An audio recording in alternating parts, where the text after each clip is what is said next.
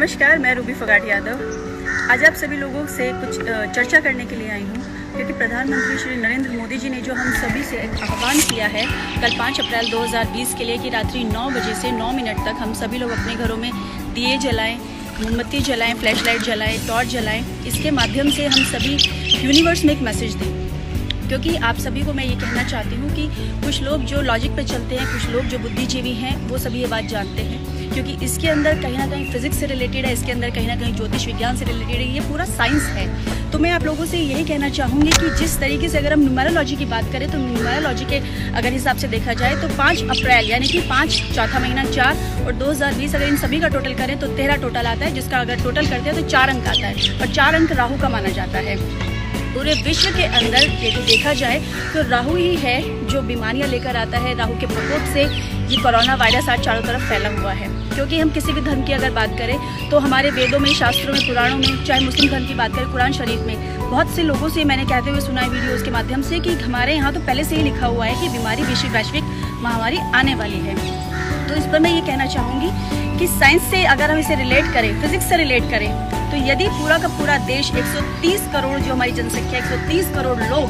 Quantum physics के जो principles हैं उनको फॉलो करें और कलेक्टिव कॉन्शियसनेस के प्रिंसिपल को अगर फॉलो करते हुए एक साथ एकजुटता के साथ दीप प्रज्वलित करते हैं तो उससे एक गर्मी पैदा होगी, एक ऊर्जा पैदा होगी जो ब्रह्मांड तक जाएगी। इसी के साथ साथ मैं ये बताना चाहती हूँ कि रात्रि का समय ही क्यों प्रधानमंत्री जी ने चुना, क्योंकि रात्रि के समय चंद्रमा की अगर हम बात करें तो जो चांद है, चंद्रमा है, वो इस वक्त सिंह राशि में है और सिंह राशि सूर्य की राशि है। तो यानी कि फायर, आग का इसको हम प्रतीक मानते हुए जब दीप प्रज्वलित करते हैं तो उसमें से जब एक ऊर्जा आती है तो वो तापमान को बढ़ाएगी, और जब तापमान बढ़ेगा घी के दिए जलेंगे, क्योंकि तुला लग्न का स्वामी शुक्र 8वें घर में बैठा है, जिस कारण बीमारियां फैल रही हैं। तो जब इसको हम शांत करेंगे, घी का दिया जलाएंगे, घी के दिए के अंदर मैं आपको बताना चाहूँगी कि गाय का जो दूध से बना हुआ घी होता है उसको यदि जलाते हैं तो उसमें जो विषैले जो अणु होते हैं, विषाणु होते हैं, वो सभी नष्ट हो जाते हैं। तो इसीलिए ही हम घी का दिया जलाएं। हो सके तो हम परिवार के साथ सोशल डिस्टेंसिंग बनाते हुए हवन करें तो बहुत ज़्यादा अच्छा होगा, क्योंकि हवन की जो शुद्ध हवा है, वो हवन की जो अग्नि है वो हमारी जो विशुद्ध हवा भी आसपास है तो उसको शुद्ध कर देगी। साथ ही साथ एक और बात मैं आपको कहती हूँ कि जो मंगल है, हमारा जो मंगल ग्रह है, जो हमारा मंगल है, मार्स जिसे हम कहते हैं, तो 9 अंक मंगल का अंक है। इसीलिए रात्रि का जो 9 बजे का समय चुना गया है, 9 मिनट तक का समय जो चुना गया है, वो इसीलिए चुना गया है ताकि राहु का इफेक्ट कम करने के लिए मंगल को अगर हम मजबूत करते हैं, क्योंकि उस दिन जो मंगल है वो श्रावण नक्षत्र, जो नक्षत्र शनि का है,